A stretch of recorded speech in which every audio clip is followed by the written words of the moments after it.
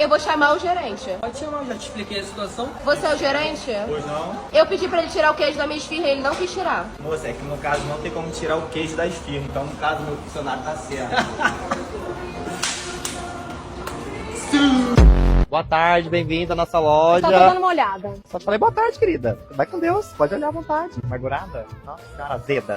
A sola passou, limpou, panelas, assadeira, pratos e colheres e muito mais. É a sola, a esponja de aço que não para de crescer, cada dia eu compro mais. Enxurrada de opções.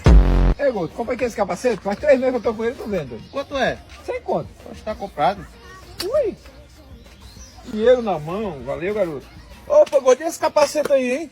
Pra vender, sem conto. Pra vender, eu tenho 20 aqui, ó. Tá vendido. Oxe, na hora. Ai, vendi ligeiro demais.